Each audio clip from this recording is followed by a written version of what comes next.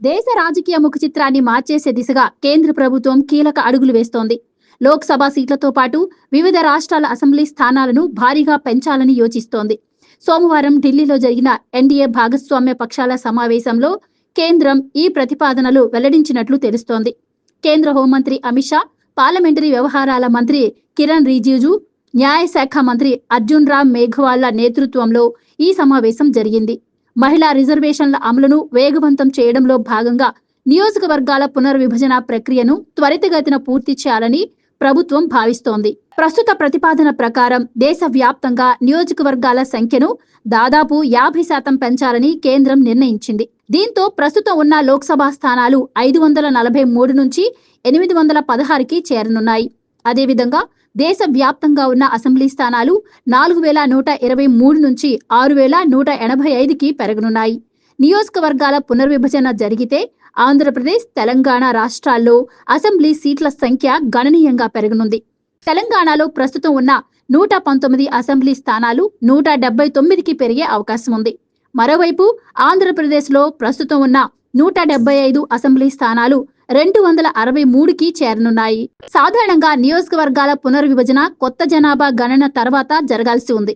అయితే 2021 జనాభా గణన ఆలస్యం కావడంతో 2011 జనాభా లెక్కలనే ప్రాతిపదికగా తీసుకుని ఈ ప్రక్రియను పూర్తి చేయాలని కేంద్రం యోచిస్తోంది. దీనివల్ల 2029 సార్వత్రిక ఎన్నికల నాటికే పెరిగిన సీట్లతో పాటు మహిళలకు 33% రిజర్వేషన్లను కూడా అమలు చేయడం సాధ్యమవుతుందని ప్రభుత్వం భావిస్తోంది. ఈ నియోజకవర్గాల పెంపునకు సంబంధించి ప్రస్తుత పార్లమెంటు బడ్జెట్ సమావేశాల్లోనే కేంద్రం బిల్లును ప్రవేశపెట్టే అవకాశం ఉంది. ఇందుకోసం రాజ్యాంగంలోని ఆర్టికల్ 82, 170లకు సవరణలు చేయాల్సి ఉంటుంది. అయితే జనాభా ప్రాతిపదికన సీట్లు పెంచితే జనాభా నియంత్రణను పాటిస్తున్న దక్షిణాది రాష్ట్రాలకు నష్టం జరుగుతుందనే ఆందోళన వ్యక్తమవుతోంది. ఈ నేపథ్యంలో ఎన్డీఏ భాగస్వామ్య పక్షాలతో పాటు ప్రతిపక్షాలను కూడా ఒప్పించేందుకు ప్రభుత్వం కసరత్తు చేస్తోంది. ఒకవేళ ఈ బిల్లు ఆమోదం పొందితే భారత ప్రజాస్వామ్య చరిత్రలో ఇది అతిపెద్ద సంస్కరణగా నిలిచిపోనుంది. దేశ రాజకీయ ముఖ చిత్రాన్ని మార్చేసే దిశగా కేంద్ర ప్రభుత్వం కీలక అడుగులు వేస్తోంది. లోక్సభ సీట్లతో పాటు వివిధ రాష్ట్రాల అసెంబ్లీ స్థానాలను భారీగా పెంచాలని యోచిస్తోంది. సోమవారం ఢిల్లీలో జరిగిన ఎన్డీఏ భాగస్వామ్య పక్షాల సమావేశంలో కేంద్రం ఈ ప్రతిపాదనలు వెల్లడించినట్లు తెలుస్తోంది. కేంద్ర హోంమంత్రి అమిత్ షా, పార్లమెంటరీ వ్యవహారాల మంత్రి కిరణ్ రిజిజు, న్యాయశాఖ మంత్రి అర్జున్ రామ్ మేఘవాళ్ల నేతృత్వంలో ఈ సమావేశం జరిగింది. మహిళా రిజర్వేషన్ల అమలును వేగవంతం చేయడంలో భాగంగా నియోజకవర్గాల పునర్విభజన ప్రక్రియను త్వరితగతిన పూర్తి చేయాలని ప్రభుత్వం భావిస్తోంది. ప్రస్తుత ప్రతిపాదన ప్రకారం దేశవ్యాప్తంగా నియోజకవర్గాల సంఖ్యను దాదాపు 50% పెంచాలని కేంద్రం నిర్ణయించింది. దీంతో ప్రస్తుతం ఉన్న లోక్సభ స్థానాలు 543 నుంచి 816కి చేరనున్నాయి. అదేవిధంగా దేశవ్యాప్తంగా ఉన్న అసెంబ్లీ స్థానాలు 4123 నుంచి 6185కి పెరగనున్నాయి. నియోజకవర్గాల పునర్విభజన జరిగితే ఆంధ్రప్రదేశ్, తెలంగాణ రాష్ట్రాల్లో అసెంబ్లీ సీట్ల సంఖ్య గణనీయంగా పెరగనుంది. తెలంగాణలో ప్రస్తుతం ఉన్న 119 అసెంబ్లీ స్థానాలు 179కి పెరిగే అవకాశం ఉంది.